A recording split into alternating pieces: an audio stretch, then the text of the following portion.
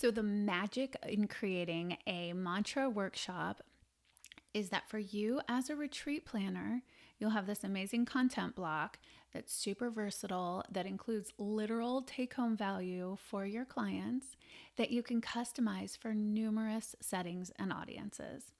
This will allow you to streamline your content creation process and spend time thinking about customizing existing content and workshops instead of starting completely from scratch. So in this video, I will teach you a 5-step process to come up with your own mantra workshop. And throughout the process, I will help to give you some tips and tools on how to facilitate, and customize along the way.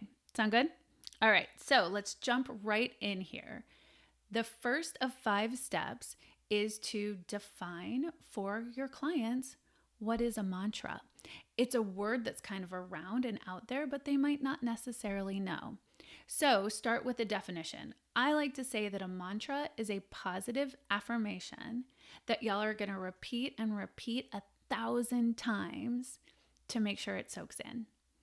So this is one of those customization moments, because if you're doing a yoga retreat and your audience and your clients are really into yoga, you could get into some of the Sanskrit and the different types of Sanskrit mantras.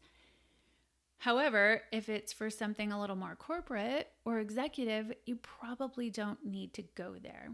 And simply defining it as a positive affirmation that your clients are going to use to reinforce change or reinforce a new mindset that's going to lead toward positive lifestyle modification. That's all you need to do. But definitely step 1, define mantra. Step 2 is you want everyone to get nice and calm. Calm that nervous system. Get them in this place where they're eking out of, maybe they won't totally get there, but where they're getting out of fight or flight mode. So how do you do this? Simplest way is to have everyone sit up nice and tall and take 3 deep breaths. That's the most simple.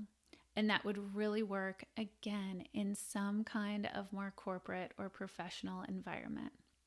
And it's really quick. Now, if you're doing a full-on yoga retreat, this is an awesome opportunity to do full body movement and stretching. It's also an opportunity where you could do a nature walk or some kind of forest bathing. But the step here is you're getting into the calm, you're priming your pump, so that when it comes time to really focus on the mantra and the creation of mantra, your body is open and ready to receive. So step 2, calm your nervous system. Which brings us to step 3. And this is where we're really going to start to visualize the mantra. So 2 ways that you can do this. One, and you could do a combination of both, but one is to do some kind of guided visualization.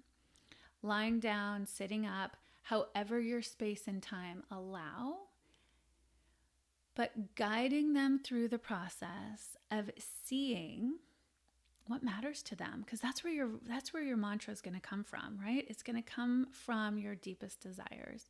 It's going to come from the things that really matter in life.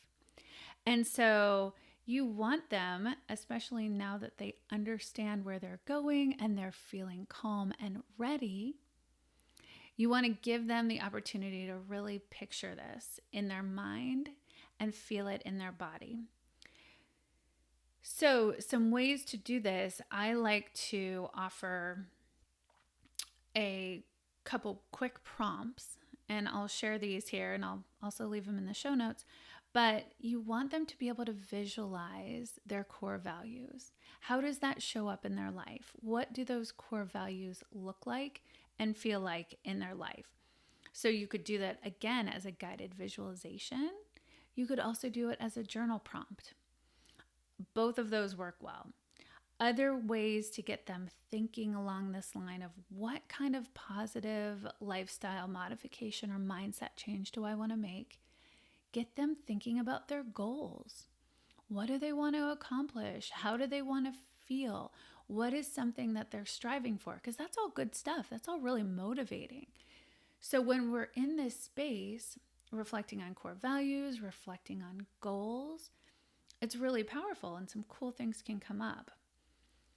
And then the last thing I really want to mention is this idea of listening to your inner voice or listening to your own truth. And that can be hard, right? So at least acknowledging during this time that we might feel something a little different or unexpected, and that's okay. We want to normalize this idea of just because this might be hard or sticky doesn't mean you're doing it wrong.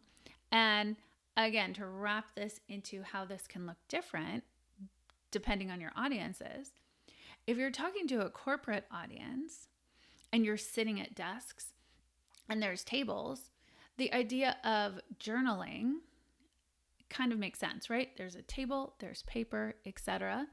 And this is another thing, knowing your audience. Goals. Goals might be something that's really going to land with them because you don't want to start going on and on about core values and then just not have time or space or the right energy to bring that together. Whereas if you're leading a yoga retreat or a women's retreat, something that's much more fluid and has a little more time for these content blocks, then you could have them get into a visualization followed by a journal. The visualization could be sitting up in a dark room with candles, transition to the journal. You see what I'm saying? This is facilitator's choice. This is where you know the time that you're filling and that you're doing it appropriately.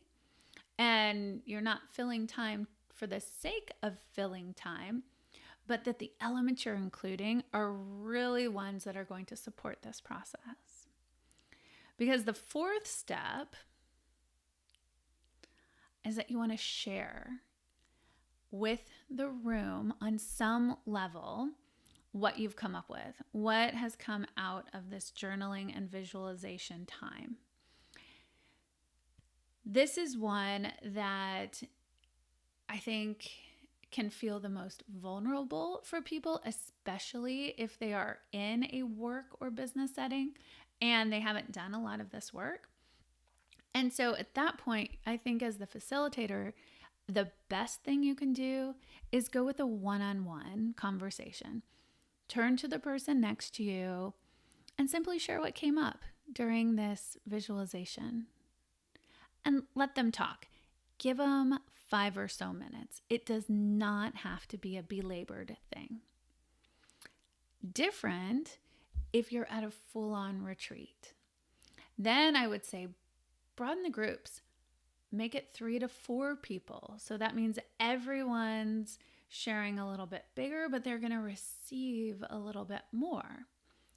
And again, knowing your audience, if appropriate, you could do a full room share. That's obviously going to take the most time because even if you say, okay, everyone has 3 minutes to share, it's going to go longer. And then it's going to be everyone has 5 minutes to share. So do the maths and figure out, do you have the time for that? Do you have the patience for that? And will the full room share give everyone involved the most bang for their buck, right? Or will it become maybe a little too long and start to detract from the experience? So anyway, those are things to think through as you're planning this and to try different ways as you're using this out in the wild. But that idea of community is key, and of being in a safe space where you can share what you went through, even if it feels sticky and vulnerable. Saying those words to another person about what you've discovered about yourself is very important to the process. Which brings us then to point number 5, which is write it down, get it down, write her down, folks. Take some time to write the mantra. And you will prompt them in this way. You can offer a couple different ways to do this. The first is to say one word, right?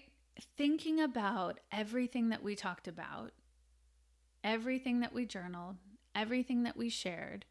What is the one word that comes up for you that will be your mantra?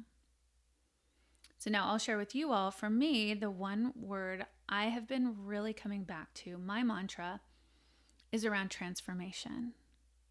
And for me, the idea of transformation, of bringing my work to YouTube, for example, is what I'm focusing on and what I'm coming back to.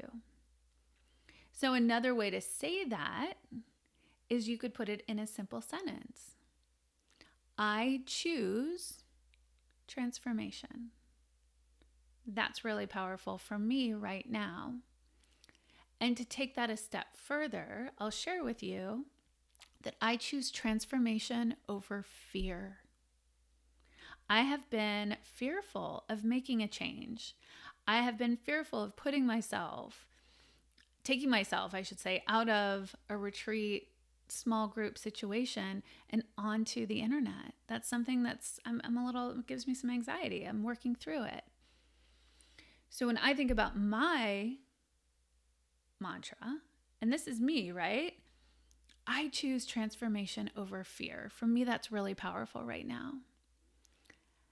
As the facilitator, it's important that you share your mantra with the people in your group, and that you're authentic with them, and that you're vulnerable to the point where they know you're just not making stuff up, right? Because that's not going to land.